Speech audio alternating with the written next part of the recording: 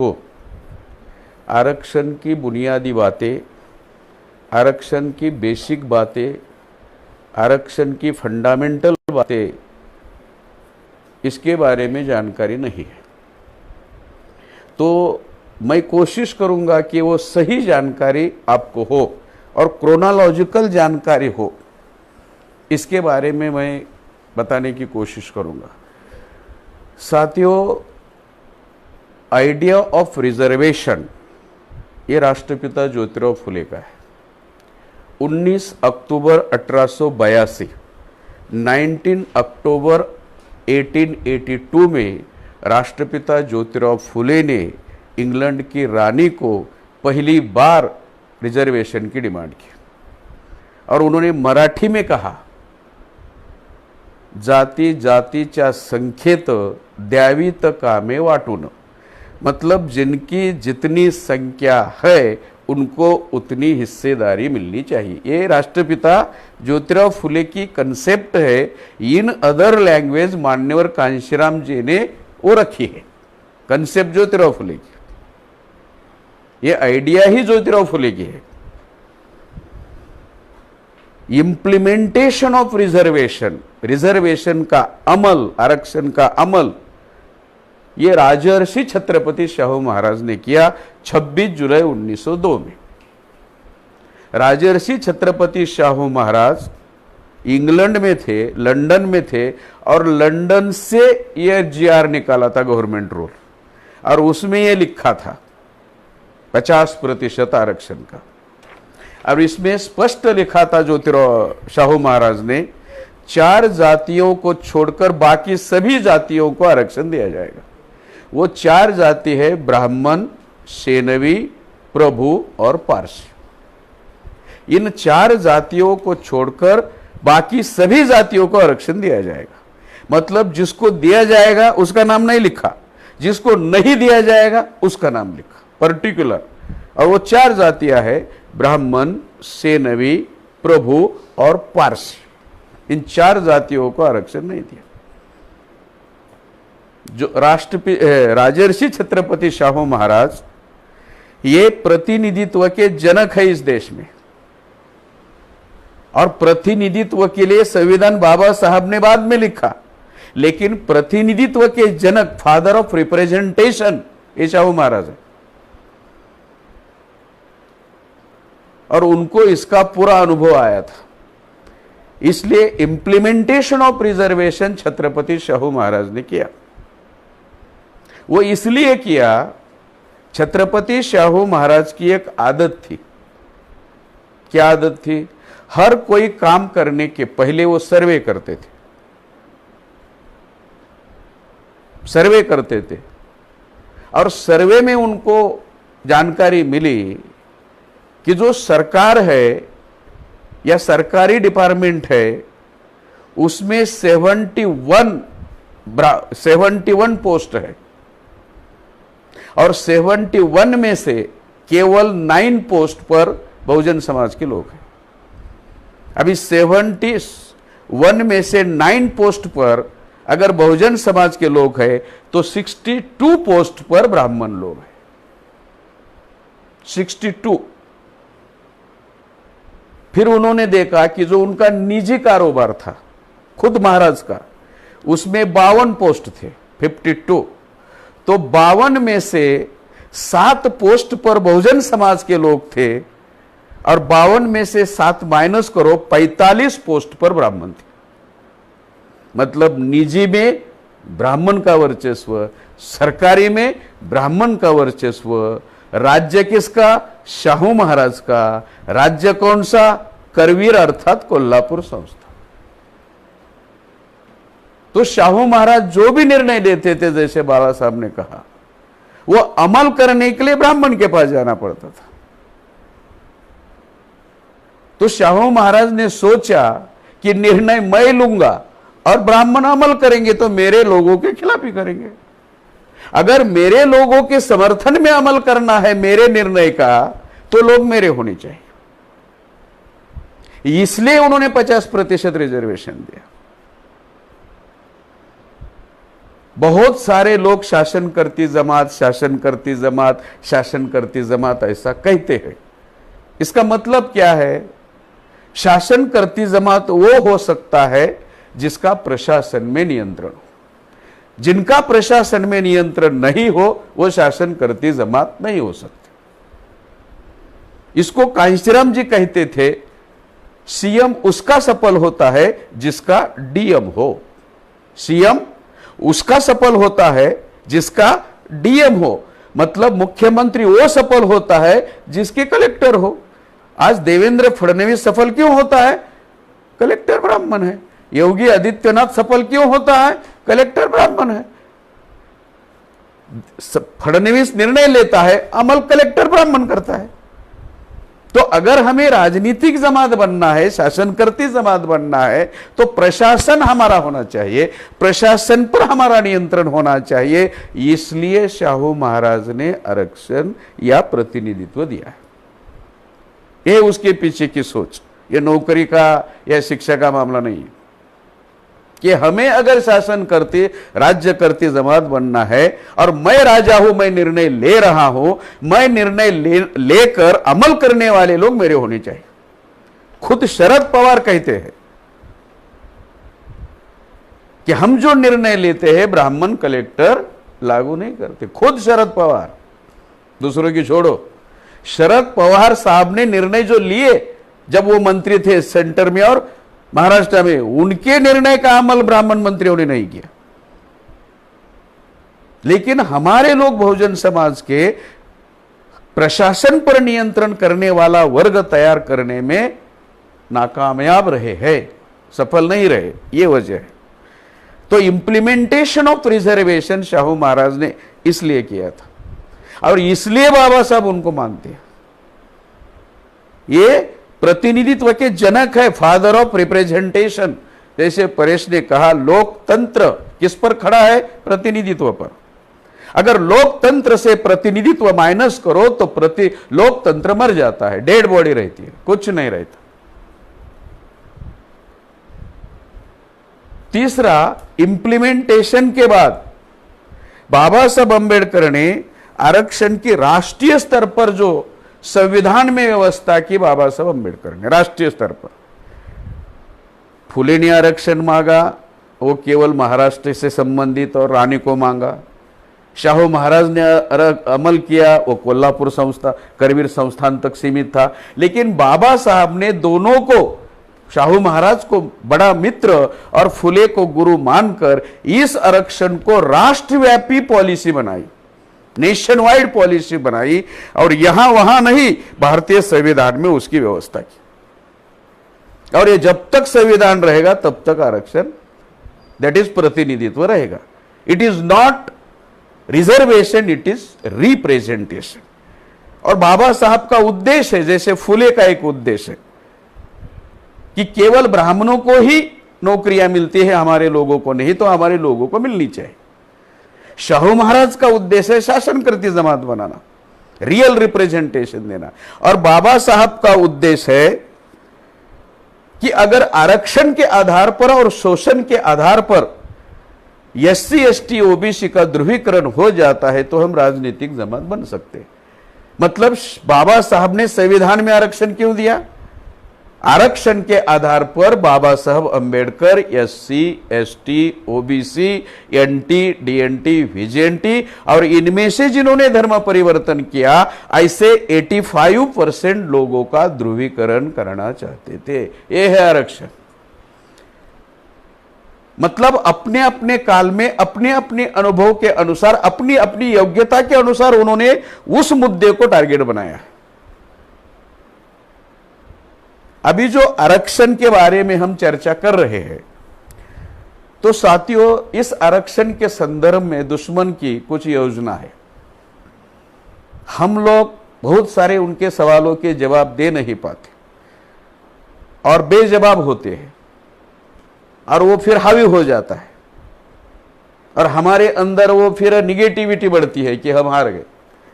तो आरक्षण के मुद्दे पर जब भी कहीं पर भी डिस्कशन हो, कहीं पर भी चर्चा हो, हमारा कार्यकर्ता निरुत्तर नहीं होना चाहिए, हारना नहीं चाहिए। इसलिए बेसिक बातें आरक्षण की मालूम होनी चाहिए। आरक्षण के संदर्भ में दुश्मन की जो भूमिका है, नंबर 1 विरोध, दुश्मन की। और दुश्मन हम किसको मानते हैं? जिन्होंने वर्ण व्यवस्था का, जाति व्यवस्था का, अस्पृश्यता का, गैर बराबरी का, भेदभाव का, विषमता का निर्माण किया, हमारी महिलाओं को गुलाम बनाया, आदिवासियों को अलग किया, ये हमारा दुश्मन है। हमें कोई दूसरा दुश्मन नहीं। तो उसकी पहली योजना है विरोध आरक्षण का। उसकी दूसरी योजना है कंफ्यूजन, आरक्षण के बारे में कंफ्यूजन करना। और हमारे लोग उसी कंफ्यूजन में ज्यादा आते हैं, भ्रम और भ्रांति में ज्यादा है। और सबसे ज्यादा भ्रम और भ्रांतियां पढ़े लिखे लोगों में है। और इससे भी ज्यादा भ्रम और भ्रांतियां ज्यादा पढ़े लिखे में ज्यादा है। अनपढ़ लोगों में ज्यादा भ्रांतियां नहीं। उनका तीसरा है निजीकरण। पहला विरोध, दूसरा कंफ्यूजन, तीसरा प्राइवेटाइजेशन। चौथा मुद्दा है अमल करने के लिए कानून ना बनाना। आज तक भारत में 1950 के बाद, आरक्षण लागू होने के बाद आरक्षण का कानून नहीं बनाया। शाहू महाराज ने आरक्षण लागू किया और आरक्षण का कानून बनाया था। कानून बनाया था, इसलिए तो लागू हो रहा था। और शाहू महाराज ये पहला सेक्स है कि ओबीसी को पहला आरक्षण शाहू महाराज ने दिया और बाद में ओबीसी का आरक्षण ब्राह्मणों ने बंद कर दिया। इतिहास अगर हम देखा जाए तो ओबीसी को पहला आरक्षण, अभी ओबीसी मांग रहा है, मिल नहीं रहा, लेकिन पहला आरक्षण शाहू महाराज ने दिया है, वही 50%। उसमें पहला नंबर ओबीसी का है। लेकिन सही जानकारी हमारे लोगों के पास ना होने की वजह से आरक्षण के बारे में समस्या या भ्रांतियां या भ्रम फैले हुए हैं। 4, अमल करने के लिए कानून ना बनाना। आज तक कानून नहीं है अमल करने का। तो ये 4 मुद्दे हैं। उसमें पहला मुद्दा है विरोध। 1902 को जैसे ही राजर्षि छत्रपति शाहू महाराज ने आरक्षण लागू करने का जीआर निकाला, उसी समय सांगली संस्थान का एक आदमी, वकील एडवोकेट गणपतराव अभ्यंकर, सातारा का नहीं, सांगली का एडवोकेट गणपतराव अभ्यंकर शाहू महाराज के पास गया और शाहू महाराज को कहा ये ज्यादा हो रहा है। क्या ज्यादा हो रहा है? आरक्षण ज्यादा हो रहा है। तो शाहू महाराज ने कहा मैं मेरे संस्थान का दे रहा हूं, आप सांगली संस्थान के हो, ये सांगली का नहीं दे रहा हूं, कोल्हापुर का दे रहा हूं, आपको क्या प्रॉब्लम है? नहीं, लेकिन फिर भी ज्यादा हो रहा है। सांगली का संस्थान पटवर्धन के नियंत्रण में था, उसका नाम था बाहू साहेब पटवर्धन। आपको अधिक जानकारी मिले इसके लिए जानकारी देना चाहूंगा, भाग्यश्री का दादा, भाग्यश्री के बाप का बाप, भाग्यश्री मालूम है, मैंने प्यार किया, अब ये तो मालूम होगा, सलमान खान की नायिका। मतलब पटवर्धन को बुरा लगा कि कोल्हापुर में ऐसा क्यों हुआ। आप पूरे भारत में जाओ बड़ा साहब, पूरे भारत में आपको शाहू महाराज के स्टैचू मिलेगी, पूरे भारत में। सांगली में नहीं है, आज भी नहीं है, आज भी नहीं है। लेकिन वसंत दादा पाटिल ने अपनी जीते जी अपना स्टैचू बनाया था। मरने के बाद कौन बनाए ना बनाए, भारत में 2 लोग हैं जिंदापन में ही अपने स्टैचू बनाए, एक वसंत दादा और दूसरे बहन जी। उनको श्योर गारंटी है कि हमारे मरने के बाद कोई बनाने वाला नहीं। इतना महान काम करने के बावजूद भी छत्रपति शाहू महाराज का स्टैचू सांगली में नहीं है। और सांगली और कोल्हापुर का डिस्टेंस है 55 किलोमीटर का। और ये पहली बार ढूंढ निकाला डीके खापर्डे साहब ने, गली गली घूमकर सांगली के हर गली में गए, शाहू महाराज का पुतला नहीं हुआ। और शाहू महाराज ने सांगली का कोई नुकसान नहीं किया। सांगली में रहने वाले बहुजन समाज का कोई नुकसान नहीं किया, लेकिन पटवर्धन का संस्थान था। तो पटवर्धन का वकील एडवोकेट गणपतराव अभ्यंकर वो कोल्हापुर गया और शाहू महाराज को कहा, भाई विरोध की बात कर रहा हूं, पहला विरोध 1902 वहां से शुरू हुआ, और कहा कि ये ज्यादा हो रहा है। तो शाहू महाराज की एक विशेषता थी, कोई भी बात उदाहरण के साथ बताते थे, बगैर उदाहरण से नहीं बताते थे। तो बोले बैठो बग्गी में, जो घोड़ा चलाता है उसको बग्गी कहते हैं, घोड़ा गाड़ी भी कहते हैं। तो बैठ गए और उनको लेके गए घोड़े के तबेले में। उनको पता ही नहीं कि घोड़े के तबेले में क्यों लाए, और वहां घोड़े के तबेले में घोड़े अपने अपने मुंह में थैलियां लटकी हुई थी जिसमें चने थे, वो खा रहे थे। शाहू महाराज पहुंचे, जो वहां का सेवक था, मोतद्दार कहा जाता है उसको कहा, ये घोड़े के मुंह में जितनी भी थैलियां लटकी हुई है, बांधी हुई है, उसको छोड़ दो, और ये शतरंज है उस पर वो ताड़पत्री है उस पर वो रख दो। मतलब पूरे घोड़े की थैलियां छोड़ दी मुंह की और एक जगह रख दी। फिर दूसरा आदेश दिया, सभी घोड़े छोड़ दो। सभी घोड़े छोड़ दिए।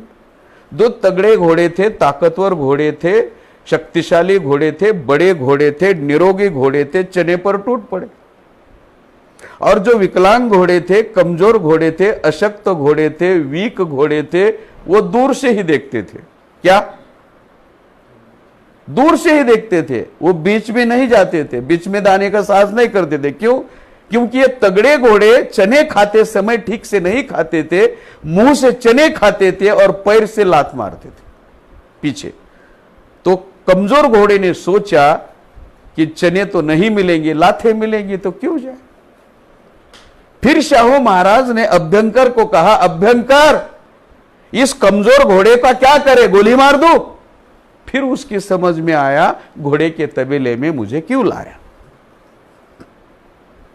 ये जो हर घोड़े के मुंह को जो थैला लटकाया है, यह है रिजर्वेशन।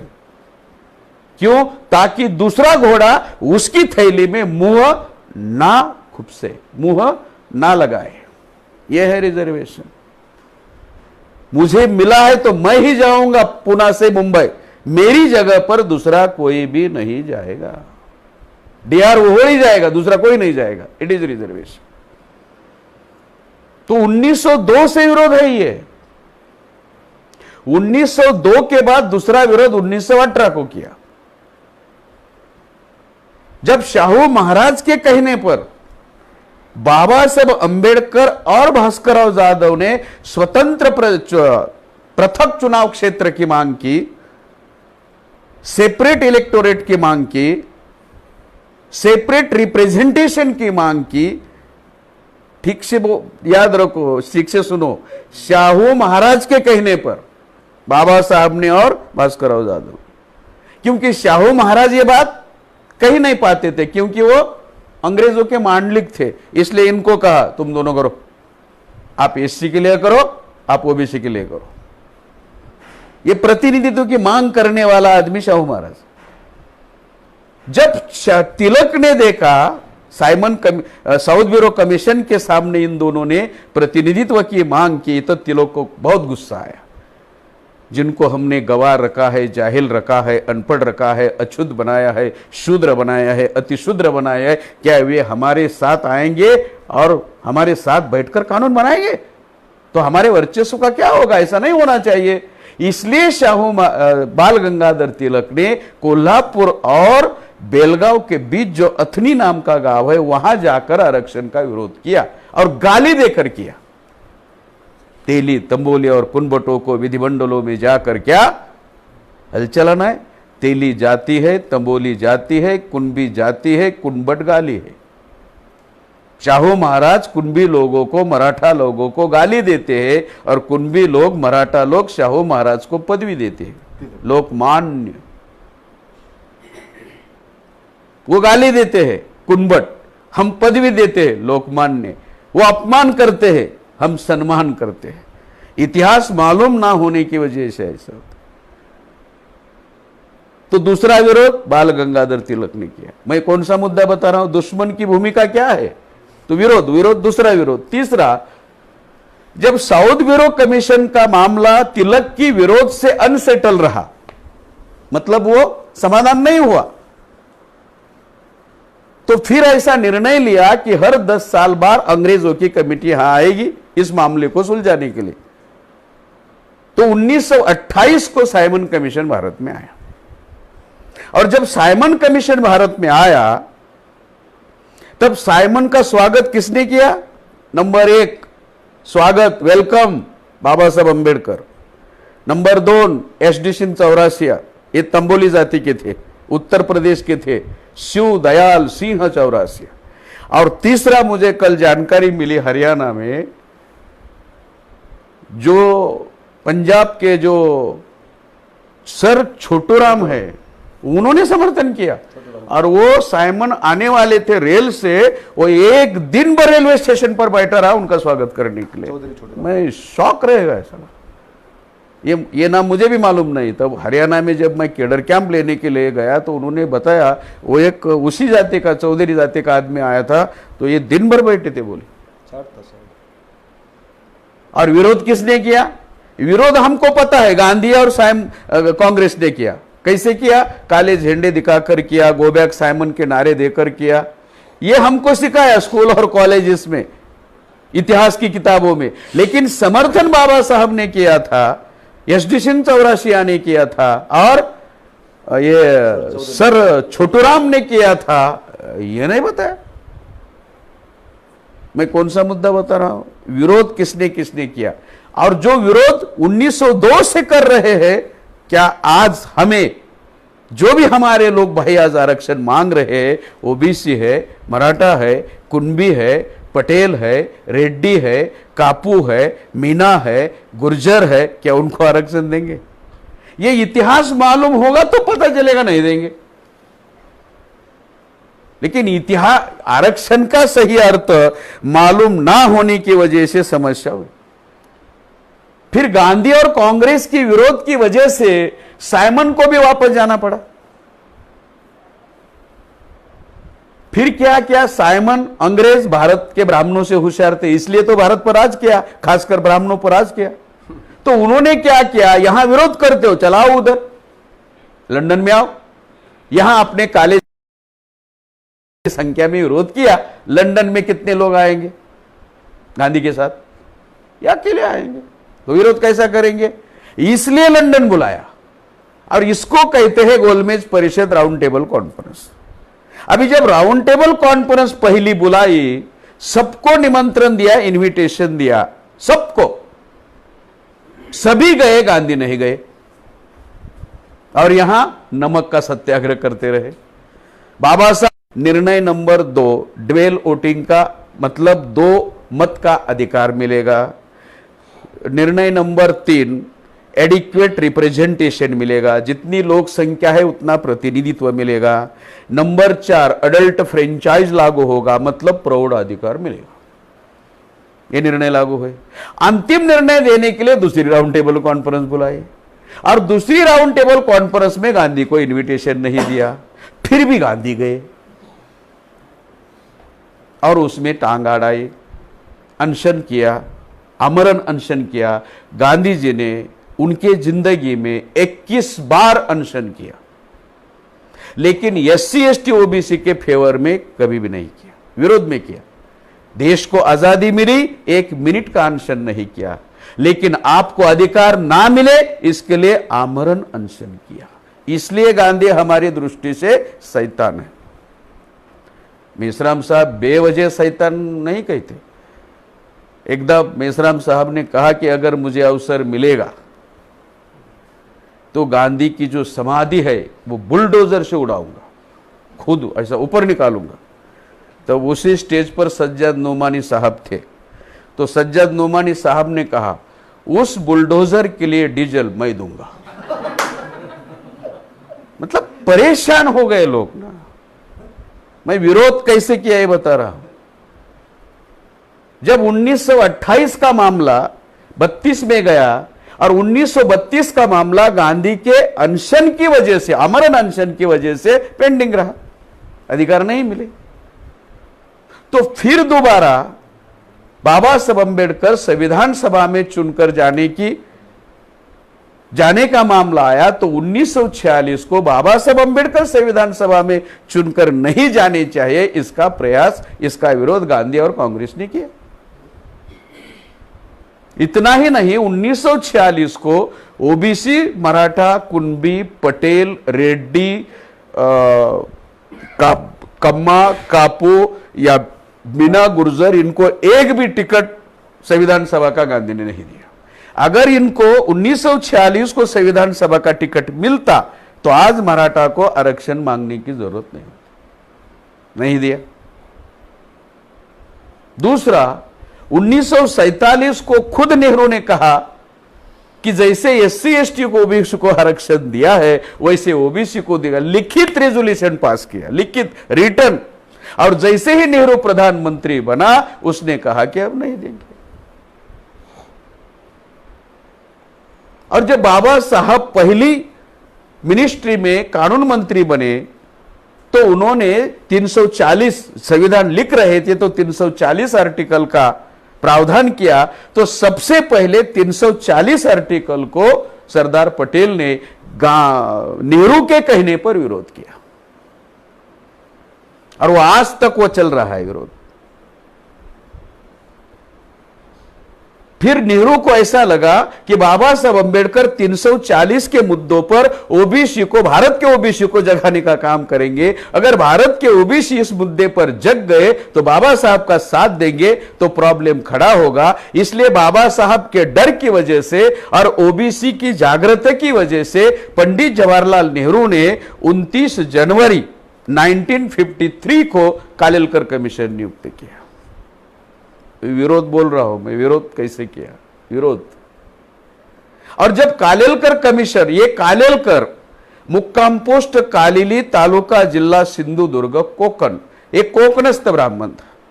आयोग किसके लिए? अध्यक्ष कौन? कालेलकर। तो इतना जातिवादी था, इतना जातिवादी था, इतना जातिवादी था, एक बार वो सातारा गया सर्वे करने के लिए ओबीसी का। जब सातारा गया तो वहां का जो कलेक्टर था वो मुस्लिम था।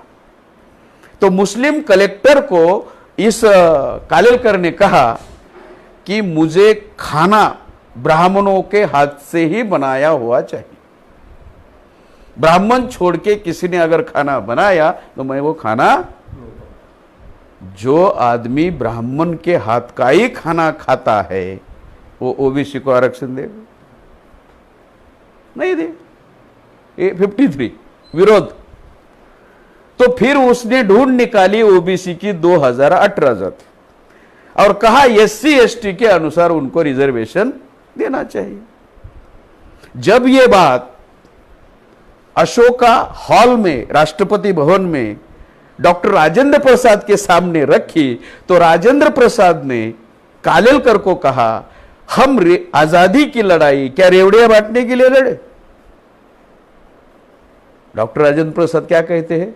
हम आजादी की लड़ाई क्या रेवड़ियां बांटने के लिए लड़े? मतलब मराठा कुणबी ओबीसी को आरक्षण देना, उसको क्या लगता है राजेंद्र प्रसाद को? रेवड़ियां बांटना। रेवड़ी समझते हो आप? मुझे नहीं लगता महाराष्ट्र के बाहर मालूम है रेवड़ी। हमारे यहां महाराष्ट्र में जब मेला होता है, मेले के दूसरे दिन कुश्ती होती है। कुश्ती समझते हो? दंगल। तो दंगल में जो छोटे छोटे बच्चे दंगल करते हैं कुश्ती, तो उनको खुश करने के लिए रेवड़ियां दी जाती है। छोटे बच्चे को, बड़े बच्चे को नहीं, छोटे। वो गुड़ की बनाई हुई होती है, गुड़ और तिल की बनाई हुई होती है, बहुत अच्छी लगती है खाने के लिए, लोग खाते हैं वो सूखा मेवा समझकर। तो किसने विरोध किया? डॉक्टर राजेंद्र प्रसाद ने। ये कौन डॉक्टर राजेंद्र प्रसाद है? ये कायस्थ विहार के। जब वो राष्ट्रपति बने तब वो इलाहाबाद गए और गंगा नदी में 200 ब्राह्मणों के पैर धोए और वो पैर धोया हुआ पानी पिए। ये है डॉक्टर राजेंद्र प्रसाद। तो ये मर गए। मरने के बाद लालू मुख्यमंत्री बने, तो लालू को किसी ने खबर दी कि डॉक्टर राजेंद्र प्रसाद की समाधि पर सुअर खेल रहे। सुअर समझ लो, डुक्कर। तो लालू ने कहा, लालू ने उसकी कोई देखभाल नहीं की। तो मेश्राम साहब ने कहा लालू सही है। लालू ने बदला लिया, क्योंकि जब राजेंद्र प्रसाद को समय था तो लालू के लिए कुछ नहीं किया, तो लालू ने भी उसकी समाधि के लिए कुछ नहीं किया। बोले सुअर को खेलने दो, उसी लायक आदमी है, सुअर के लायक। 53 कालेलकर कमीशन लागू होने नहीं दिया। जब कालेलकर कमीशन लागू नहीं होने दिया, मैं विरोध बोल रहा हूं, किस तरह विरोध किया, कहां तक, तो फिर ओबीसी लोग जागृत हो गए और उन्होंने कहा कि कालेलकर कमीशन लागू करना चाहिए। तो 1977 में 77 में जनता पार्टी ने लोगों को अपील किया कि हम कालेलकर कमीशन लागू करेंगे। 53 to 77 कितना साल हुआ कि हम कालेलकर कमीशन लागू करेंगे, हमें वोट दो। तो ओबीसी लोगों ने वोट दिया, मराठा, कुणबी, ओबीसी, पटेल, जाट लोगों ने वोट दिया। और वोट देने के बाद जनता पार्टी चुनकर आई और मोरारजी भाई देसाई प्रधानमंत्री बने, गुजराती ब्राह्मण। 18 महीने रहे। जब ओबीसी का शिष्टमंडल मोरारजी भाई देसाई के पास गया तो उन्होंने कहा, क्योंकि उनको पता था मैं ज्यादा दिन रहने वाला नहीं हूं और वो 18 महीने ही सरकार चली, तो उसने कहा ऐसा है, अभी कालेलकर कमीशन पुराना हो चुका है। कमीशन भी पुराना होता है, कमीज की तरह, पैंट की तरह, कपड़े की तरह। तो अब नया कमीशन बिठाएंगे। तो ये नया कमीशन बिठाया 1 जनवरी 1979 को। ये है मंडल कमीशन। इसका पूरा नाम है बिंदेश्वरी प्रसाद मंडल। यह है बिहार के एक्स चीफ मिनिस्टर और ये ओबीसी है। ओबीसी के नाम कमीशन बनाया। फिर उन्होंने सर्वे किया भारत का और फिर ओबीसी की जाति ढूंढ निकाली। 3743 जातियां भरी। नेहरू के जमाने में 2018। अभी जातनी बढ़ी या घटी? अगर नेहरू के समय ये एप्लीकेशन लागू किया, कालेलकर लागू किया होता तो जाति बढ़ती नहीं। और एक बात बताने की रह गई, जैसे वो राष्ट्रपति ने कहा कि रेवड़िया बांटने के लिए हम ये कह रहे, रात 12 बजे राष्ट्रपति डॉक्टर राजेंद्र प्रसाद ने नेहरू को फोन किया और कहा, नेहरू ये तुम्हारा डेथ वारंट आया है। मतलब एससी ओबीसी को, मराठा कुणबी को आरक्षण देना ब्राह्मणों का क्या है? जैसे बाला साहब ने कहा खतरे के, ये डेथ वारंट है, मृत्यु घंटा। आज भी आज ज्यादा है। ये हर मराठा को, हर ओबीसी को, हर जाट को, हर पटेल को मालूम होगा, तब वो ब्राह्मणों का साथ छोड़ेगी। मराठों को आरक्षण देना, पटेलों को आरक्षण देना, जाटों को आरक्षण देना, कुणबी को आरक्षण देना, ब्राह्मणों का क्या है? रात 12 बजे नेहरू उठकर आए। कहां? राष्ट्रपति भवन में, अशोक हॉल में, सेंट्रल हॉल में। और कहा किसको? कालेलकर को। नेहरू का सेंटेंस है, ब्राह्मणों को भीख मंगवाने का इरादा है क्या? इसका मतलब मराठा, कुणबी, ओबीसी, पटेल, जाट को आरक्षण देना ब्राह्मणों को भीख मांगने जैसा है। और आज ब्राह्मण हमें क्या कहते हैं? आरक्षण भीख है। कोई भी समाज में चर्चा होती है तो हमारे पास सही और स्ट्रांग जवाब होना चाहिए। और ये लिखित है, ये रिटर्न है साहब। मतलब 1902 को विरोध किया, 1918 को विरोध किया, 1928 को विरोध किया, 1932 को विरोध किया, 1946 को विरोध किया, 340 को विरोध किया, 1953 के कालेलकर को विरोध किया और 79 के मंडल को विरोध किया।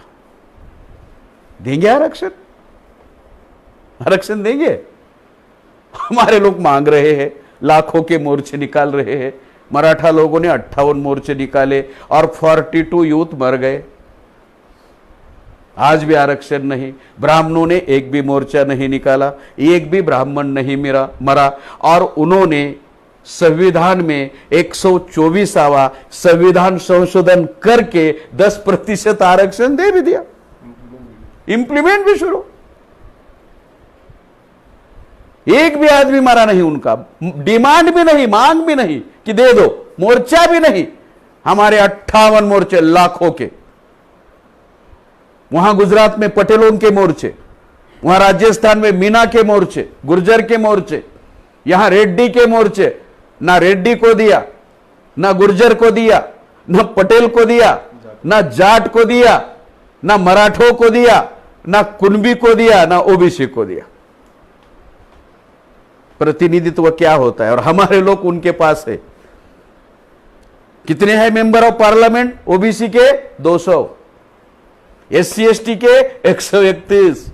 131 और 200 कितने हुए? 331। 543 में से 331 मेजोरिटी है, फिर भी नहीं मिल रहा। तो आरक्षण देंगे? अगर ये इतिहास हम हर गांव में जाकर ओबीसी लोगों को, मराठा लोगों को, कुणबी लोगों को बताते हैं सही ढंग से, तो उनको पता चलेगा आरक्षण मामला नहीं है, ये तो राजा बनने का मामला है, ये शासक बनने का मामला है, ये भीख नहीं, लाचारी नहीं, बैसाखी नहीं, मेहरबानी नहीं, कृपा नहीं है। तो उन्होंने मंडल का विरोध किया। जब मंडल का उन्होंने विरोध किया, मंडल का विरोध करने के बाद फिर वीपी सिंह ने आरक्षण दिया 89 को। जब 89 को वीपी सिंह का मुद्दा आया तो वीपी सिंह ने भी क्या किया? रिजर्वेशन इन एजुकेशन नहीं दिया और रिजर्वेशन इन सर्विस दिया। अभी शिक्षा ही नहीं तो रिजर्वेशन का क्या करेंगे? सर्विस का मतलब दिया ही नहीं। फिर भी वीपी सिंह हमारा मसीहा बन गया।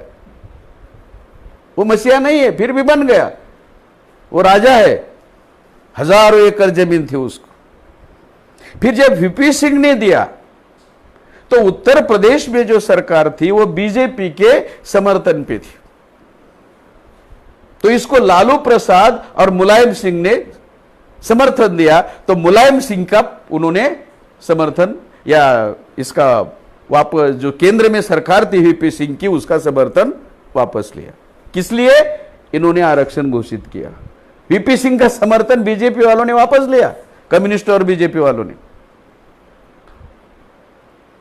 वीपी सिंह के बाद देवेगौड़ा है सॉरी, वो जो नहीं, ये हरियाणा वाला ओम प्रकाश, क्या ना, देवीलाल। तो देवीलाल के पास कांशीराम जी गए और कांशीराम ने देवीलाल को कहा, ताऊ, बड़े भाई को ताऊ कहते हैं, वीपी ने आपको लैडर बनाया, लीडर नहीं। और लैडर पांव रखकर आगे जाने के लिए होती है। और ये रामविलास पासवान और शरद यादव, ये दोनों मंडल का झुंझुना लेकर वीपी सिंह के पास गए। तो उनको खुश करने के लिए वीपी ने यह निर्णय लिया। ये निर्णय लेने के बाद वीपी की सरकार का समर्थन बीजेपी ने वापस लिया और वीपी की सरकार, वीपी सिंह की सरकार गिर गई। मतलब ओबीसी को, मराठा, कुणबी को आरक्षण ना देने के लिए प्रयास हो रहे हैं।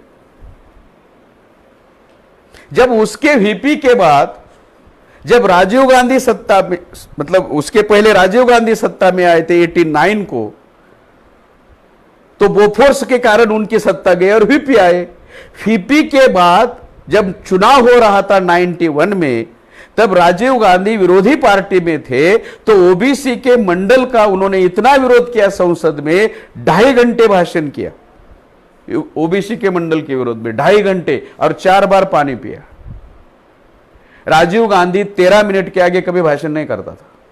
उन्होंने 2.5 घंटे भाषण किया और मंडल का विरोध किया। और उसी राजीव गांधी का फोटो हर ओबीसी के घर में।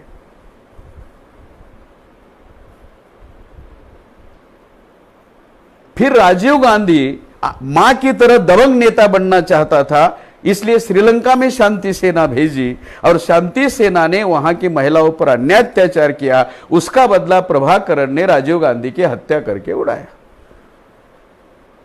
इस बीच में जो 81 में मंडल का रिपोर्ट आया तो इंदिरा गांधी ने आरएसएस से समझौता करके हिंदू एकता यात्रा निकाली और एससी एसटी ओबीसी का आरक्षण के आधार पर ध्रुवीकरण ना हो, इसलिए 24 और 25 अप्रैल 1984 को ऑपरेशन ब्लू स्टार किया और स्वर्ण मंदिर में सैनिक घुसा दिए। इसलिए सिखों ने इंदिरा गांधी की हत्या की। मतलब 1902 को विरोध किया, 18 को विरोध किया तिलक ने, 2 को पटवर्धन ने, 18 को तिलक ने, 28 को गांधी ने, 32 को गांधी ने, 46 को गांधी और कांग्रेस और नेहरू ने, 50 को गांधी कांग्रेस नेहरू ने सरदार पटेल ने, फिर 53 को कांग्रेस ने, फिर नेहरू ने, फिर 79 को जनता पार्टी ये जो गुजरात वाला मोरारजी देसाई ने, फिर इसके बाद इंदिरा गांधी ने, इंदिरा गांधी के बाद फिर राजीव गांधी ने, राजीव गांधी के बाद 91 के बाद फिर वो बीजेपी ने विरोध करना शुरू किया। बीजेपी लास्ट है, बीजेपी लास्ट है इसमें। आरक्षण का जब भी इतिहास लिखा जाएगा हम लिखेंगे आरक्षण के नायक कौन है और आरक्षण के खलनायक कौन है, आरक्षण के समर्थक कौन है और आरक्षण के विरोधक कौन है। इतना बड़ा विरोध किया है आज, और आज की तारीख में वे लोग हमें आरक्षण नहीं दे रहे, उल्टा हमारे आरक्षण का विरोध कर रहे हैं। मतलब एक मुद्दा हुआ विरोध का, इतनी लंबी कहानी है विरोध की। यह है आरक्षण का इतिहास। दूसरा मुद्दा है, उन्होंने आरक्षण के बारे में हमारे अंदर बहुत कंफ्यूजन निर्माण किया, बहुत कंफ्यूजन। जितना कंफ्यूजन हमारे अंदर है आरक्षण लेने वालों के, उतना कंफ्यूजन दुनिया में किसी के अंदर नहीं है। नंबर 1, पहला कंफ्यूजन, आरक्षण के प्रकार कितने हैं मालूम नहीं है। हम एक ही आरक्षण का प्रकार मानते हैं, रिजर्वेशन इन पॉलिटिक्स। साथियों, आरक्षण के 3 प्रकार है। पहला कंफ्यूजन, 3 प्रकार है। Number 1, reservation in education. Number 2, reservation in service. Number 3, reservation in politics. 3 प्रकार हो गए। अब इसकी विशेषता क्या है? रिजर्वेशन इन एजुकेशन, कोई काल मर्यादा नहीं। फिर कब तक रहेगा? जब तक जाति व्यवस्था संविधान रहेगा तब तक रहेगा। संविधान कब तक रहेगा? जब तक जाति व्यवस्था रहेगी तब तक रहेगा। जाति व्यवस्था कब तक रहेगी? जब तक ब्राह्मण रहेगा तब तक रहेगी। और ब्राह्मण कब तक रहेगा? जब तक आप उसको जिंदा रखोगे तब तक रहेगा। फाइनल। रिजर्वेशन इन सर्विस, कोई काल मर्यादा नहीं, नो। कब तक रहेगा? जब तक संविधान है तब तक रहेगा।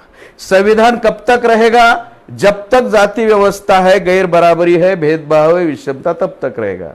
ये जाति व्यवस्था कब तक रहेगी? जब तक ब्राह्मण जिंदा है तब तक रहेगी। ये ब्राह्मण जिंदा कब तक रहेगा? जब तक आप लोग उसको जिंदा रखोगे तब तक रहेगा। फाइनल है। और हम लोगों में प्रचार किया जाता है 10 साल के लिए, और हमारे लोग जो आरक्षण लेते वो भी कहते 10 साल के लिए। मान लो 50 को शुरू हुआ, रिजर्वेशन इन एजुकेशन का एक उदाहरण लेते, मान लो 50 को शुरू हुआ तो 1960 को 10 साल होते, तो आप कौन सी कक्षा में होंगे? कौन से? 10वीं? बंद करना चाहिए आरक्षण। इतना भी तर्क हम नहीं कर सकते साला। 10वीं में बंद करना चाहिए।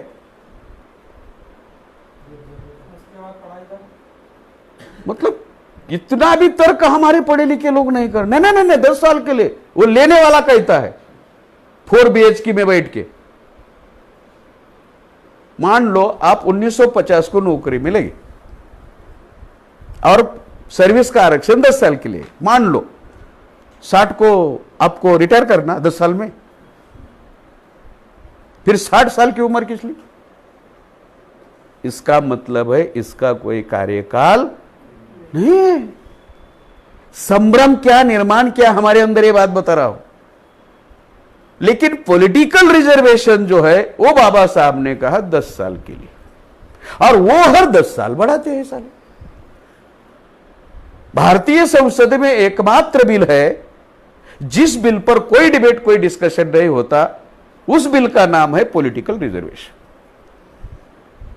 पहले कांग्रेस बिल रखती थी, बीजेपी वाले पास करते थे, अब बीजेपी वाले बिल रखते हैं, कांग्रेस वाले पास करते हैं। इसको कहा है बंद करो 10 साल बाद। मतलब पॉलिटिकल रिजर्वेशन 1960 को बंद करना चाहिए था, वो नहीं किया। और हमें पेपर में न्यूज आती है रिजर्वेशन 10 साल के लिए बढ़ा दिया, और हमारे लोगों को क्या लगता है, नौकरी का बढ़ाया, शिक्षा का बढ़ाया। वो बढ़ाती किसका है? सुमित्रा महाजन का नाम सुना? सुना? कौन है?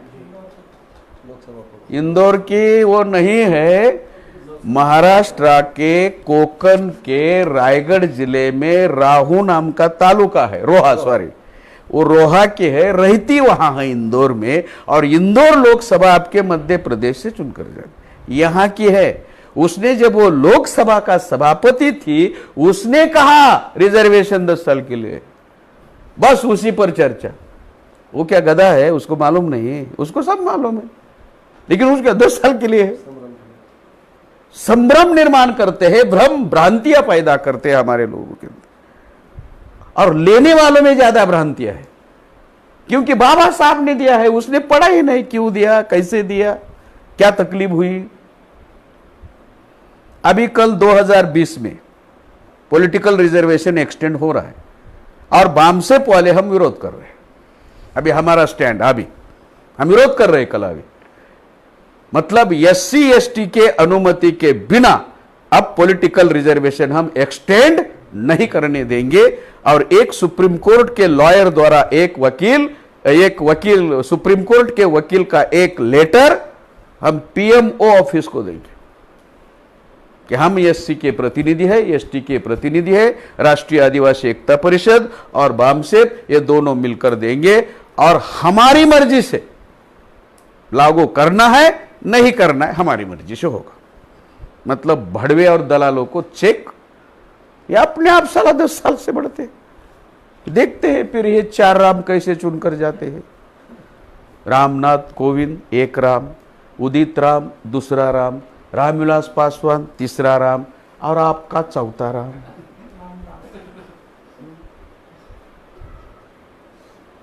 रामविलास पासवान की शादी 1960 को हुई। उसकी मिसेस का नाम राजकुमारी देवी, उसको 2 लड़की और 1 लड़का है, चिराग। फिर वो मंत्री बना। मंत्री बनने के बाद फ्लाइट से जाता था, फ्लाइट से आता था। तो फ्लाइट में एक एयर होस्टेस थी जिसका नाम था रीना शर्मा, वो हरियाणा की ब्राह्मण। वो उसके प्यार में पड़ गई। फिर उसने उसके साथ शादी की और अपनी असली बीबी को, 2 बच्ची को छोड़ दिया। अब वो ब्राह्मण के साथ रहता है। ये चारों राम की विशेष पत्नियां, बीवियां ब्राह्मण है। ऐसे ही पॉलिटिकल रिजर्वेशन जो है उसका हम कल विरोध करने वाले, और हम दूसरी एक डिमांड करने वाले हैं कि हमें अभी पृथक चुनाव क्षेत्र चाहिए, सेपरेट इलेक्टोरेट चाहिए।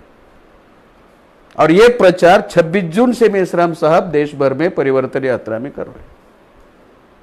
सबकी हवा निकल रही है अभी। ये उन्होंने सोचा भी नहीं था कि बामसेप ये स्टैंड लेगी,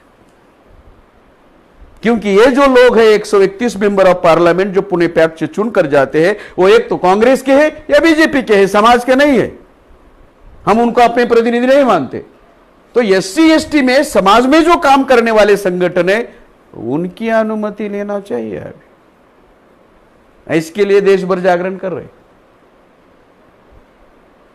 संभ्रम बता रहा हूं मैं, दूसरा संभ्रम है, प्रकार बता रहा हूं। कितने प्रकार है? रिजर्वेशन इन एजुकेशन, नो काल मर्यादा। रिजर्वेशन इन सर्विस, नो काल मर्यादा। रिजर्वेशन इन पॉलिटिक्स, केवल 10 साल। हो गया क्लियर? अभी दूसरा जो संभ्रम है साथियों हमारा, दूसरा, इसका क्राइटेरिया क्या होना चाहिए? एक संभ्रम है हमारे लोगों में। जो आरक्षण लेते हैं, आरक्षण का फायदा लिया है, ऐसे लोगों में ज्यादा संभ्रम है। आरक्षण का क्राइटेरिया क्या है? What is the criteria of reservation? और हमारे ही लोग कहते, जैसे पाटिल साहब ने कहा, नहीं नहीं अब हमने लिया है, अभी हमारी परिस्थिति सुधर गई है, अभी वो बच्चों को लेने की आवश्यकता नहीं। और ये ब्राह्मणों ने हमारे दिमाग में डाला है। साथियों, आरक्षण का जो क्राइटेरिया है वो इकोनॉमी नहीं है। जब भारतीय संविधान लिखा जा रहा था, उसमें संविधान आरक्षण का मुद्दा आया, तो उसी समय कांग्रेस के ब्राह्मणों ने यह मुद्दा उठाया था कि आरक्षण आर्थिक आधार पर होना चाहिए। यह आज का मुद्दा नहीं है बीजेपी का, यह कांग्रेस का है। और बाबा साहब ने मुद्दा उठाया जाति के आधार पर होना चाहिए। बाबा साहब ने उदाहरण दिया ब्राह्मणों को, कांग्रेस के, कांग्रेस के ब्राह्मणों, तुम लोगों ने हमें किस आधार पर अधिकार वंचित किया? तो ब्राह्मणों ने जवाब दिया, जाति के। तो अधिकार किस आधार पर देना चाहिए? झक मारकर कहना पड़ा, जाति के। उदाहरण दिया उन्होंने दूसरा, कि आप छत्रपति शाहू महाराज संस्थानिक थे, राजा थे, फिर भी आपने पुराणोक्त वेदोक्त मंत्र के बजाय पुराणोक्त मंत्र का पठन क्यों किया? जात हल्की, मतलब शूद्र। शिवाजी महाराज राजा थे, राज्याभिषेक क्यों नहीं किया? जात हल्की, शूद्र। मतलब आपने अधिकार वंचित किस आधार पर किया? तो अधिकार किस आधार पर देना चाहिए? राष्ट्रपिता ज्योतिराव फुले सबसे बड़े कॉन्ट्रैक्ट थे महाराष्ट्र के। उन्होंने जो खड़कवासला का डैम बनाया ना, अभी तक फूटा नहीं। इसके बाद ब्राह्मणों ने डैम बनाए, वो फूटे और चले गए।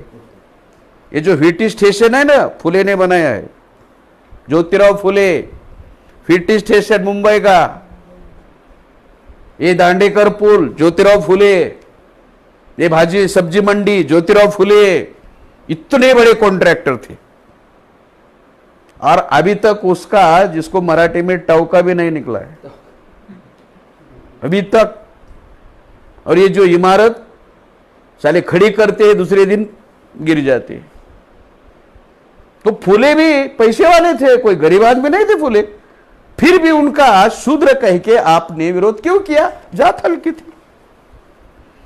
तो फिर जाति के आधार पर देना चाहिए, आर्थिक आधार पर? 16 घंटे डिबेट एंड डिस्कशन हुआ संविधान सभा में, 1 नहीं, 2 नहीं, 3 नहीं, कितने? और फिर निर्णय हुआ। बाबा साहब का कहना मानना पड़ा और जाति के आधार पर आरक्षण दिया। जात और पैसा में क्या अंतर है? जात अचल है, पैसा चल है। जात अचल है, पैसा चल है।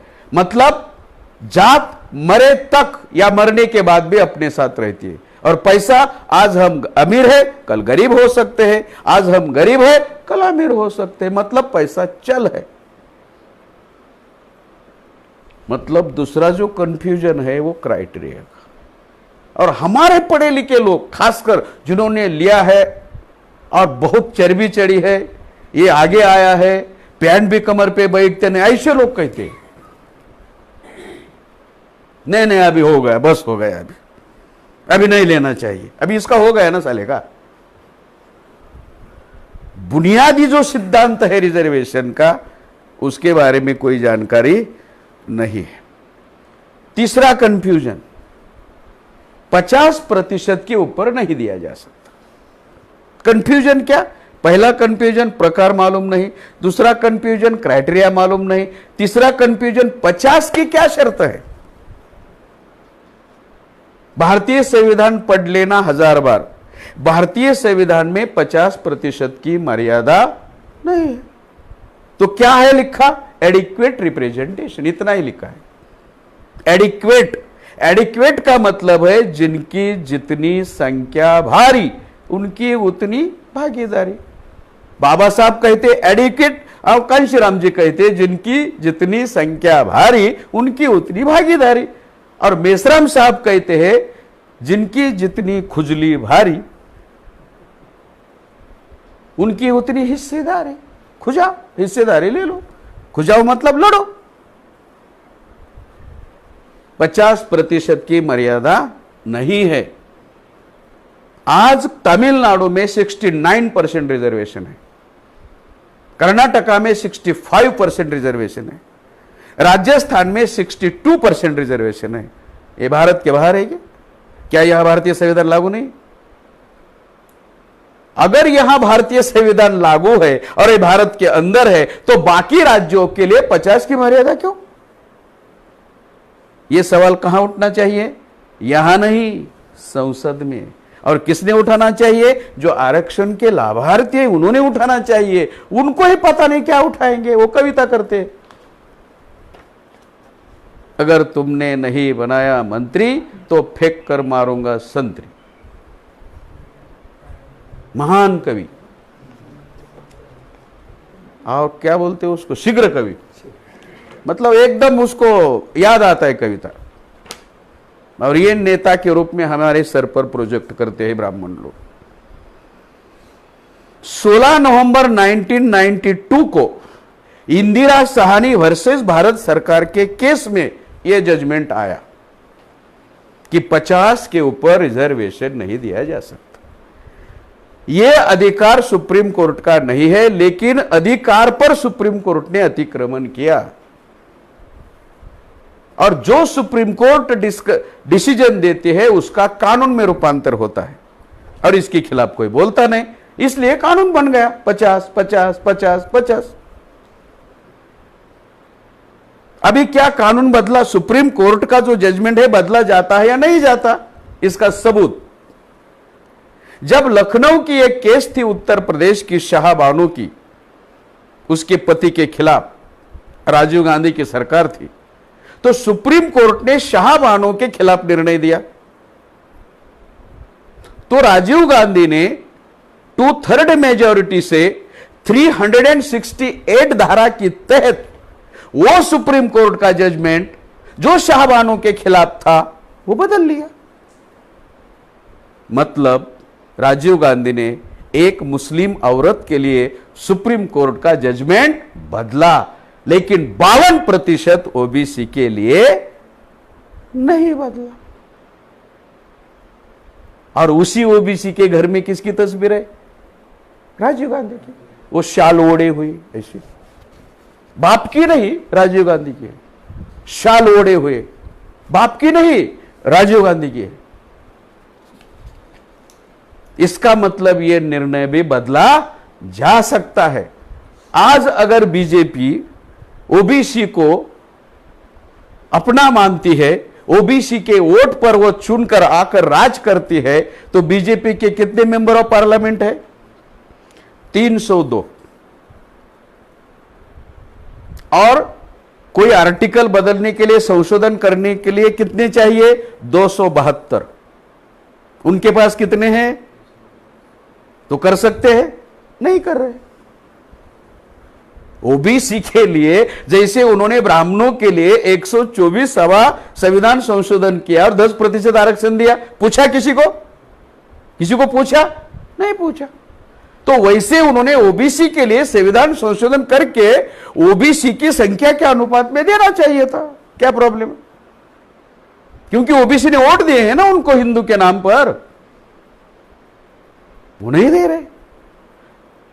और हमें आज भी, हम अभी महाराष्ट्र का चुनाव ध्यान में रखकर देवेंद्र फडणवीस ने निर्णय लिया, तो अभी किसी ने कहा कि कोई ब्राह्मण गया, संजीत गया। अभी ब्राह्मणों को 10% दिया, कोई मराठा, कोई कुंभी, कोई ओबीसी, कोई पटेल, कोई जाट, कोई रेड्डी, कोई गुर्जर गया सुप्रीम कोर्ट में रोक लगाने के लिए। लेकिन हमें दिया भी नहीं तब भी गया, और बस उसको रोक लगाई। कब तक लगे रहेंगे? विधानसभा का चुनाव होने तक। विधानसभा के चुनाव में प्रचार होगा, हम देंगे, चुनाव होगा या नहीं देंगे।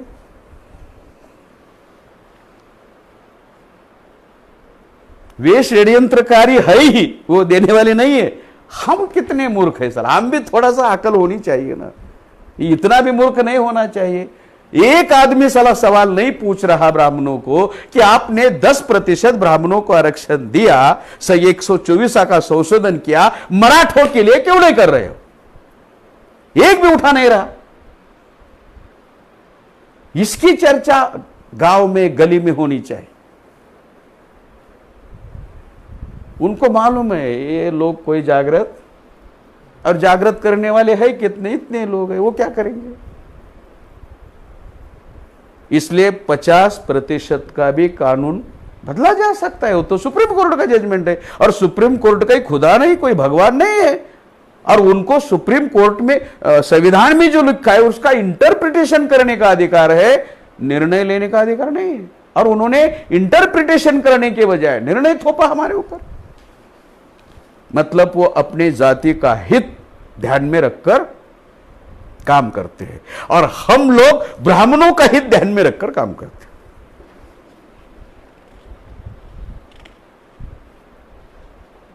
जब शरद पवार कृषि मंत्री थे, एग्रीकल्चर मिनिस्टर, तब वो जो इसका बेटा जाट है, कौन इसकी पार्टी एक है, चरण सिंह का बेटा, क्या नाम उसका, न उसका एक बेटा है ना, उसने बिल लाया था, अजीत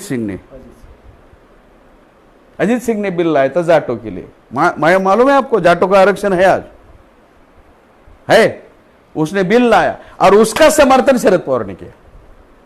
शरद पवार भी मराठों के लिए बिल लाते और कहते कि मराठों के लिए आप समर्थन दोगे तो मैं जाटों के लिए दूंगा, तो आज मराठे को रास्ते पर उतरने की आवश्यकता नहीं। अजीत सिंह ने लाया, जाटों को रिजर्वेशन है, मुझे लगता है 6% रिजर्वेशन है, 6 या 5। वो लोग जागृत है।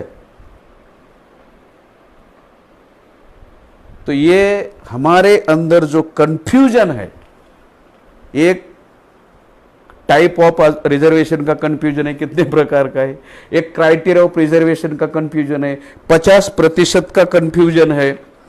इतना ही नहीं, और भी बहुत सारे कंफ्यूजन है, लेकिन अभी समय भी आपको भूख लगने का हो गया है, क्या करें। अभी 4 नंबर का कंफ्यूजन है। क्या कंफ्यूजन है मालूम है? जिन्होंने आरक्षण लिया है, ब्राह्मण प्रचार करते हैं हमारे लोगों के बीच आकर, टीवी में, रेडियो पर, जिन्होंने आरक्षण लिया है उन्होंने छोड़ना चाहिए। जिन्होंने आरक्षण लिया है उन्होंने वो ही डिस्कशन का मुद्दा बनाते हैं और हम उसमें बह जाते हैं। यह हमारा मुद्दा नहीं, उनका मुद्दा है, लेकिन हमारे लोग नहीं नहीं नहीं अभी छोड़ना चाहिए। तो मैं ये सवाल पूछ रहा हूं कि जिन्होंने आरक्षण का लाभ लिया है और जो ब्राह्मण के सुर में सुर मिलाते हैं, तो उनको एक सवाल पूछना चाहिए। मान लो मैंने आरक्षण लिया और मुझे लगता है कि छोड़ना चाहिए, तो मैं एससी हूं, तो मैंने अगर आरक्षण को छोड़ दिया तो मैं एससी हूं, तो मेरा आरक्षण एससी को मिलना चाहिए। इसकी क्या गारंटी? इसकी क्या गारंटी है? अगर मैंने छोड़ दिया, ओके, तो मैं एससी का हूं, तो मेरा कोटा किसको मिलना चाहिए? अगर कोई एसटी का आदमी है, उसने छोड़ दिया, ओके, मैंने ले लिया, अब मेरे एसटी भाइयों के लिए मैं छोड़ रहा हूं, तो उसका कोटा किसको मिलना चाहिए? इसकी क्या गारंटी? जिसका छोड़ा है उसका कोटा तो ब्राह्मण को मिलता है। मतलब ब्राह्मण को मिलने के लिए हम लोगों ने छोड़ना चाहिए।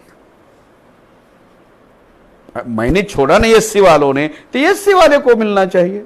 एक चर्मकार जाति का लड़का मुझे मिला मेरे गांव में, बहुत पढ़ा लिखा, एमबीए किया हुआ लड़का, और वो ऐसे ब्राह्मण का दिमाग में भूसा भरा हुआ, नहीं सर वो छोड़ना चाहिए। तो मैंने उसको ये सवाल किया था, ठीक है अभी तूने छोड़ा, स्कॉलरशिप नहीं ली, ओके, तो तेरा जो हिस्सा है ये चमार को मिलना चाहिए या दूसरों को मिलना चाहिए? नहीं, बोला चमार को। मिल रहा है क्या? देख लो, मिल रहा है क्या? वो मैं सोचा ही नहीं था। सोचते नहीं है तो समस्या है ना हमारे लिए। ये जो हमारे अंदर ये है, ये भी एक कंफ्यूजन उन्होंने पैदा किया है। नहीं अभी छोड़ना चाहिए। 5 नंबर का कंफ्यूजन है, आरक्षण के संदर्भ में हमारे पॉइंट ऑफ व्यू क्या है लेने वालों के। नंबर 1, आरक्षण के जो लाभार्थी है, जिन्होंने आरक्षण का लाभ लिया है, वे आरक्षण को क्या मानते हैं? भीख, लाचारी, गरीबी निर्मूलन, बैसाखी, मेहरबानी, कृपा, उपकार मानते हैं। 1848 से लेकर 1956 तक 108 साल के आंदोलन का, संघर्ष का, लड़ाई का, त्याग का, बलिदान का, समर्पण का नतीजा है कि हमें आरक्षण मिला है। ये मेहरबानी नहीं, कृपा नहीं, गरीबी निर्मूलन नहीं, बैसाखी नहीं, किसी का प्रेम नहीं हमारे ऊपर आया है। ये हमारे संघर्ष का नतीजा है, हमारे पुरखों के। और हम लोग क्या सोच रहे? भीख है, लाचारी है, बैसाखी है, कृपा है, मेहरबानी है, गरीबी निर्मूलन है। तो मेरा एक छोटा सा सवाल है, क्या बाबा साहब अंबेडकर आपको बैसाखी देना चाहते थे? क्या बाबा साहब अंबेडकर आपको अपंग बनाना चाहते थे?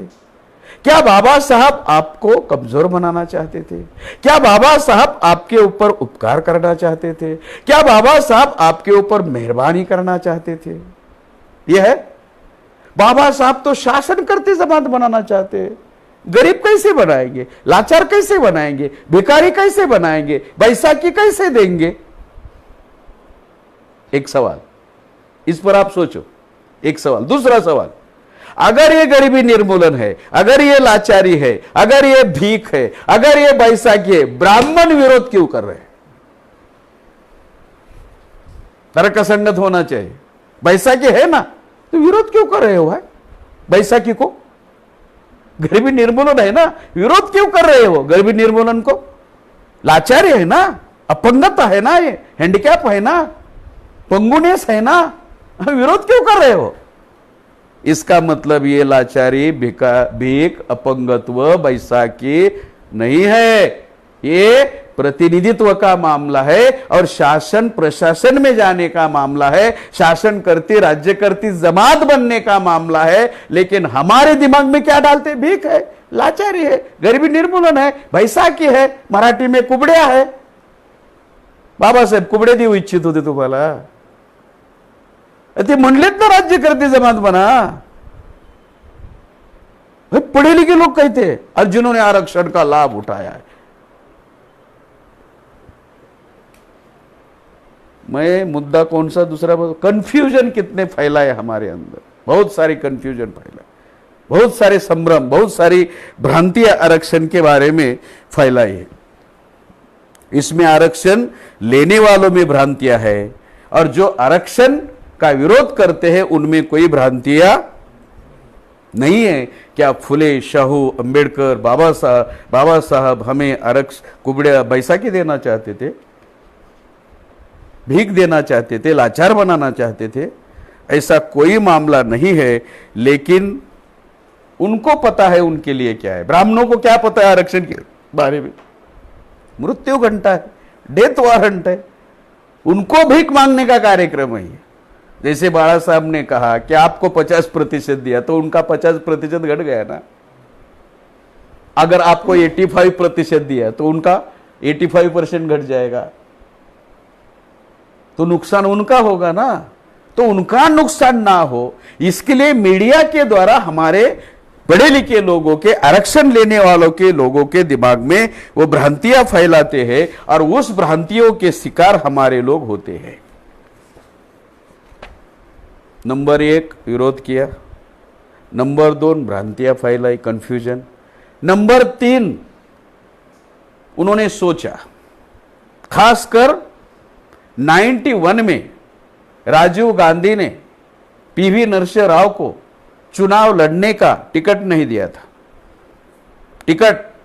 लेकिन राजीव गांधी मरने के बाद वो रामटेक से चुनाव लड़ा पीवी नरसिंह राव और प्रधानमंत्री बना। तो पीवी नरसिंह राव ने सोचा, ये पूरा इतिहास उसके सामने आया। 18 को, 1902 को हमारी जात बहिनी आरक्षण का विरोध किया, 1918 को तिलक ने गाली देकर विरोध किया, 1928 को गांधी और नेहरू ने कांग्रेस ने विरोध किया, 1932 को गांधी ने अपनी जान की बाजी लगाई और लाला लजपत राय को छाती पर लाठी पड़ने से मरना पड़ा। फिर 1946 को उन्होंने 340 का विरोध किया। फिर 53 में कालेलकर का विरोध किया कमीशन का, 79 में मंडल का विरोध किया, आरक्षण का विरोध किया, 81 में इंदिरा ने विरोध किया तो 84 में इंदिरा को जाना पड़ा, फिर राजीव गांधी ने विरोध किया तो राजीव गांधी को 91 में जाना पड़ा, 21 मई 91 को। मतलब आरक्षण मेरा पीछा छोड़ने वाला, अगर मैं विरोध करूं तो मुझे भी जाना या तो मेरी हत्या हो सकती है, इसलिए उसने प्लान बनाया। और उसी दरमियान एक न्यूज आई थी, वो न्यूज आई थी दलित वॉइस में, वो पेपर निकलता था बेंगलोर से, उसके संपादक थे वीटी राजशेखर, और उन्होंने एक न्यूज दी थी 91 में कि पीवी नरसिंह राव देश का आखिरी ब्राह्मण प्रधानमंत्री होगा। ये न्यूज थी, PV Narasimha Rao black south Indian black Brahmin, ये देश का आखिरी प्रधानमंत्री होगा, लास्ट। वो एक एक वाक्य को पढ़ते हैं तो उसने निर्णय लिया कि मैं आरक्षण का विरोध करूंगा तो मुझे भी मारेंगे, मरना पड़ेगा, तो आरक्षण का विरोध नहीं करना चाहिए और आरक्षण समाप्त भी होना चाहिए। तो उन्होंने प्लानिंग बनाया, ये पीवी नरसिंह राव का प्लान है। तो शरद जोशी, अरुण शौरी और पी मनमोहन सिंह, ये वर्ल्ड बैंक में थे सर्विस में, तो वर्ल्ड बैंक से मनमोहन सिंह को बुलाया और कहा कांग्रेस में जाओ और फाइनेंस मिनिस्टर बनो, उसको बनाया। और उसके द्वारा एलपीजी अर्थात लिबरलाइजेशन, प्राइवेटाइजेशन, ग्लोबलाइजेशन लाया, निजीकरण लाया। और निजीकरण लाने के लिए प्रचार किया कि जो घाटे में कंपनियां चल रही है उसको बंद करते हैं, और घाटे में बंद की, बेच दी, और जो फायदे में चल रही थी वो भी बेच दी। जब वो कंपनियां सरकारी थी तो घाटे में चल रही थी और मैनेजिंग डायरेक्टर ब्राह्मण थे। जब वो कंपनियां बेची, निजीकरण हुआ, फायदे में है और मैनेजिंग डायरेक्टर वही ब्राह्मण है। मगर उसमें एक चीज नहीं है, क्या नहीं है? आरक्षण नहीं। क्योंकि हमारे लोग भाषण करते हैं, संविधान को हाथ लगाया तो हाथ कलम कर देंगे, तो उन्होंने संविधान को हाथ लगाए बगैर आरक्षण को खत्म किया। अभी भारत में कोई आरक्षण नहीं है, लिख लो बॉन्ड पर। और जब पूरा खत्म हुआ तब ओबीसी, कुणबी, मराठा, पटेल, जाट, मीना, गुर्जर, रेड्डी मोर्चे निकाल कर मांग रहे हैं, है ही नहीं, है ही नहीं, रिजर्वेशन ही नहीं है, अभी नो सर्विस जॉब है, अभी नो सैलरी पैकेज है। जब हम सर्विस में थे तो सिक्योरिटी थी, महीने की 1 तारीख को पेमेंट होता था, एक साल में 180 दिन की छुट्टी मिलती थी, और 180 दिन के छुट्टी का पेमेंट मिलता था। किसी प्रकार का कोई अन्याय हो तो ट्रैवलन में जा सकते थे। अब कुछ नहीं है, मालिक के मर्जी अनुसार काम करो, करना है तो करो, नहीं तो निकल जाओ। 12 घंटे का काम, 8 घंटे का पेमेंट। मेरा खुद का लड़का बैंक में 12 घंटे काम करना पड़ता है, 8 घंटे का पेमेंट। छुट्टी उनके अनुसार, पैकेज पूरा नहीं किया घर जाओ। खत्म हो चुका है सब, और हमारे लोग लाखों के मोर्चे निकाल रहे, 58 मोर्चे, 42 लोग मर गए उसमें, क्योंकि ये जानकारी नहीं है। हमने नहीं मारना चाहिए, कम से कम उसको एक को तो मारना चाहिए साला, और फिर मारना चाहिए। चलो ओके, उसको मारो फिर मरो।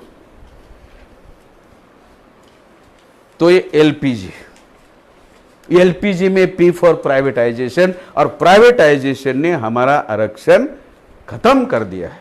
और जितनी भी प्राइवेटाइज कंपनियां हैं वो सभी ब्राह्मण बनिया की है किसी हमारी schedule caste, schedule tribe, Maratha, Kunbi, OBC की एक आधी कंपनी, तो हमारे लोगों को कैसी नौकरी मिलेगी? अगर हमारी छोटी है भी तो हमारा आदमी हमारे लोगों को लेता नहीं, फिर भी ब्राह्मण तो लेता ही नहीं, बनिया लेता ही नहीं, और हमारे लोगों के है वो हमारे लोगों को लेता नहीं। मतलब नौकरी नहीं, कहां से रोजगार दोगे? तो आरक्षण के बारे में ये जो जानकारी है, ये जानकारी लोगों के पास नहीं है। 5 जगहों पर आरक्षण है सेंट्रल गवर्नमेंट, भारत सरकार का संविधान के अनुसार। Number 1 central government, number 2 state government, number 3 public undertaking sectors, number 4 autonomous bodies और नंबर 5 लोकल बोर्ड्स। और सभी जगह अब निजीकरण हुआ है, खत्म हो चुका है सब। ये हालत है आज आरक्षण की। और हमारे पढ़े लिखे लोगों को इसके बारे में जानकारी ही नहीं है। उसका आंदोलन विरोध ये और बात है, जानकारी ही नहीं। अगर ये जानकारी हम समाज में देते हैं तो कोई काम बन सकता है। 4 नंबर का मुद्दा है आरक्षण के अमल का कानून ना बनाना। 1950 को आरक्षण लागू हुआ, आज तक अमल का कानून नहीं बना है। मुझे लगता है तेलंगाना के अधिवेशन में आप बोले थे बाला साहब पाटिल इस पर। शाहू महाराज ने आरक्षण लागू किया, कानून बनाया। उनका कानून कैसा था मालूम है? कि अगर उन्होंने एक कानून बनाया था कि हर माँ बाप ने अपने बच्चों को स्कूल में भेजना चाहिए, और एक मतलब ये कायदा पास किया, कानून पास किया। और दूसरा उसके लिए अमल करने के लिए कानून बनाया, अगर कोई माँ बाप अपने बच्चों को स्कूल में भेजते नहीं तो उनको हर दिन 1 रुपया दंड देना पड़ेगा, फाइन देना पड़ेगा। तो फाइन देने के डर से भेजते थे। तो कानून बनेगा तो डर लगेगा, कानून बनेगा तो हमारे लोगों को रिक्रूटमेंट किया जाएगा, आरक्षण भरा जाएगा, कोटा फुलफिल होगा। अगर कोई अधिकारी कोटा फुलफिल नहीं करता और उसको सजा होती तो दूसरे को क्या बोलते हैं, उसको दूसरे को भी डर लगता कि साला अगर मैं अमल नहीं करूंगा तो मेरी भी नौकरी चली जाएगी। तो आरक्षण का कोटा फुलफिल होता। कोई कानून नहीं है। 2004 में कांग्रेस के मैनिफेस्टो में लिखा था हम कानून बनाएंगे। 2004 को उनको बहुमत मिला, उन्होंने कानून नहीं बनाया। आज तक आरक्षण के अमल का कानून नहीं बनाया। अगर कानून बनता और वो अधिकारी आरक्षण का अमल ना करता तो उसको पनिशमेंट मिलती। अगर उसको पनिशमेंट मिलती तो दूसरा अधिकारी इस प्रकार का साहस नहीं करता, तो आरक्षण का कोटा फुलफिल होता। जानबूझकर कानून नहीं बनाया आरक्षण का। अभी आखिरी जो मुद्दा है साथियों, कि बाबा साहब अंबेडकर की भूमिका आरक्षण के बारे में क्या थी। 1950 को बाबा साहब की उम्र क्या थी? कोई बता सकता है? 59 साल होगी। कितनी? 50 को 59 बराबर। क्या उनको एजुकेशन की आवश्यकता थी? तो फिर रिजर्वेशन इन एजुकेशन क्यों? एक नया मुद्दा है ये। तो बाबा साहब रिजर्वेशन इन एजुकेशन किस लिए देना चाहते थे? उनके 5 उद्देश्य थे। नंबर 1, पहला उद्देश्य समाज पर नियंत्रण करने के लिए, क्योंकि समाज पर नियंत्रण पढ़ा लिखा आदमी ही कर सकता है। दूसरा कारण था समाज का प्रबोधन एवं जागरण करने के लिए, क्योंकि समाज का प्रबोधन और जागरण पढ़ा लिखा ही कर सकता है। तीसरा कारण था समाज को दुश्मन और दोस्त की पहचान कराने के लिए, यह भी काम पढ़ा लिखा ही कर सकता है। और चौथा कारण था समाज की समझ निर्माण करना, और 5वां कारण था समाज को दिशा देना, समाज को नेतृत्व देना। यह है कारण। इसके लिए रिजर्वेशन इन एजुकेशन दिया। अभी जो लोग रिजर्वेशन इन एजुकेशन का फायदा लेते हैं, क्या वो असंगठित समाज को संगठित कर रहे हैं? दिशाहीन समाज को दिशा दे रहे हैं? नेतृत्वहीन समाज को नेतृत्व दे रहे हैं? क्या समाज में प्रबोधन जागरण कर रहे हैं? क्या दोस्त दुश्मन की पहचान करा रहे हैं? क्या उनका समाज के ऊपर कोई नियंत्रण है? समाज उनको मानता है? कुछ नहीं मानता। और यह काम आज कौन कर रहा है? बम से। मतलब बाबा साहब ने जिस उद्देश्य के लिए एजुकेशन दिया, वो काम यह है। Education is not for me, education is for my, और हमारा क्या, मेरा करियर, वो कैरियर हो गया है। करियर करते करते साला करियर करता है, उसका कैरियर हो गया है। बाबा साहब ने पढ़े लिखे युवाओं को एक अपील किया है, पढ़े लिखे, जैसे गौरव ने कहा, my appeal to the youth, acquiring education, after acquiring education, instead of doing clerical job, मतलब शिक्षा लेने के बाद, एजुकेशन लेने के बाद, instead of doing clerical job, मतलब क्लेरिकल जॉब मतलब नौकरी करने के बजाय, they should serve their society, मतलब अपने समाज के लिए काम करना चाहिए। कैसे, क्यों करना चाहिए? Because ignorance and exploitation, injustice and exploitation arising out of ignorance can be stopped, by which exploitation समझते, पिळवणूक, exploitation शोषण, exploitation and injustice अन्याय, arising out of ignorance जो अज्ञानतावश हो रहा है, can be stopped, उसको बंद किया जा सकता है।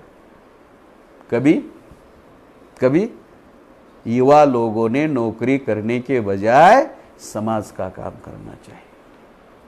और एक इशारा दिया, क्या इशारा दिया? रिमेंबर, युवाओं को, विद्यार्थी को क्या इशारा दिया? Remember your emancipation lies in the emancipation of your society. आपका उद्धार आपके समाज के उद्धार में है, आपके उद्धार में समाज का उद्धार नहीं है।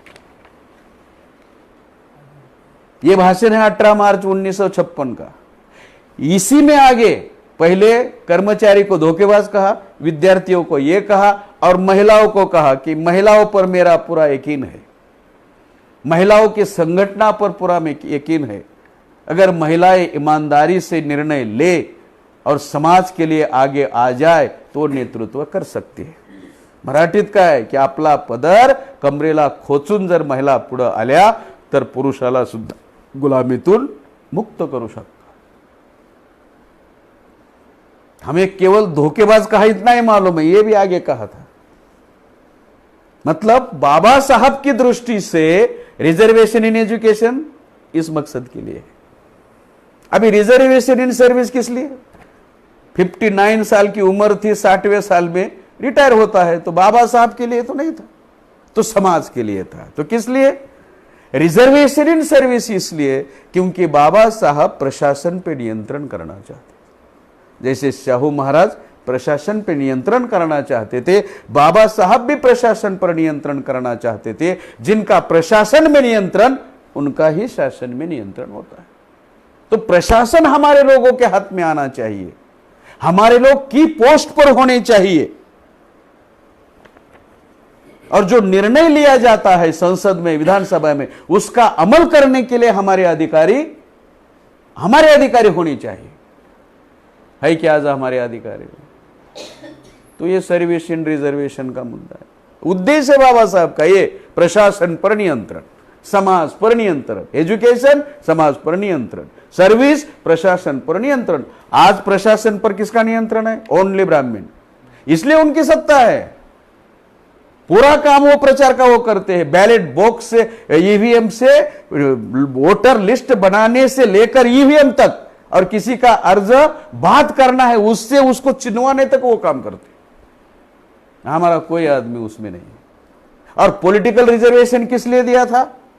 शासन पर नियंत्रण करने के लिए, क्योंकि निर्णय लेने का अधिकार शासन के पास, सरकार के पास, गवर्नमेंट के पास होता है। तो शासन पर भी हमारा नियंत्रण होना चाहिए। मतलब निर्णय लेने वाली संस्था पर हमारा अधिकार होना चाहिए, अमल करने वाली संस्था पर हमारा अधिकार होना चाहिए, और समाज में जागृति करने वाली संस्था पर भी हमारा।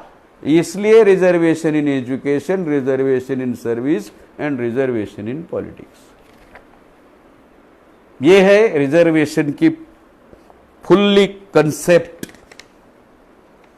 और आज तक ये कंसेप्ट हमारे लोगों के पास उपलब्ध नहीं।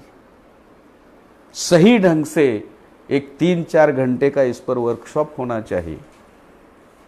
इसमें होता क्या है, कार्यक्रम 7 बजे घोषित करते हैं, होता 8 बजे शुरू है, फिर हम बोलते हैं, उसमें आधा 1 घंटा चला जाता है, फिर वो खाने का समय होता है, लोगों की सुनने की इच्छा नहीं होती, सुनाने वालों की इच्छा होती है, और वो इधर उधर देखते रहते। तो जितना जाना चाहिए उतना नहीं जाता है। तो तैयारी कर, कोई भी कार्यक्रम ले, लेकिन वो तैयारी करके अगर हम लेते हैं तो सही होता है। एक आखिरी केवल आधा मिनट में एक बात कहूंगा। साथियों, आरक्षण देने का जो अधिकार है वो केवल सेंटर के पास, राज्य सरकार के पास आरक्षण देने का अधिकार, इतना झूठ बोलते साले, अधिकार ही नहीं उनको।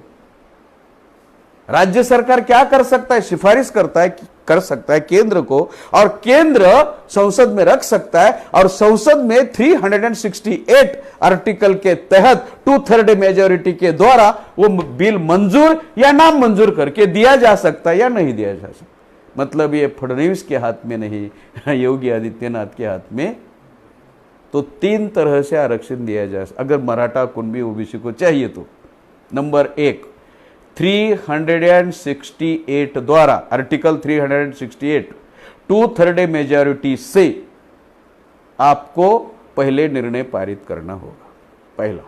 दूसरा तरीका, एक ये दूसरा तरीका, नचिपन कमेटी के सिफारिश के अनुसार, राष्ट्रपति के शेड्यूल 9 अनुसार ये लोग जो मांग रहे हैं ना, उनको आरक्षण दिया जा सकता।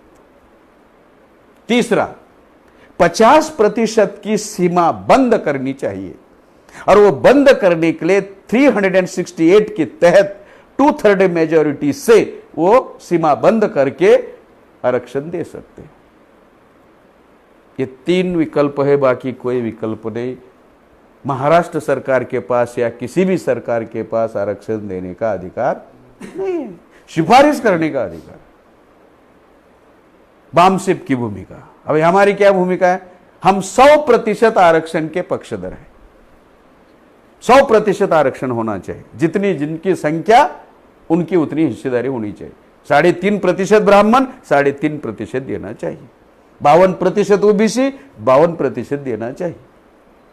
15% एससी, 15% देना चाहिए। 7.5% एसटी, 7.5% देना चाहिए। 10.5% माइनॉरिटी, 10.5% देना चाहिए। 50% महिला, उनको 50% देना चाहिए। अगर अपनी संख्या के अनुसार सबको मिलेगा तो झगड़ा होगा? तो झगड़े की जड़ ही खत्म कर देते हैं ना, झगड़ा ही नहीं होगा ना रहेगा बास, ना बजेगी।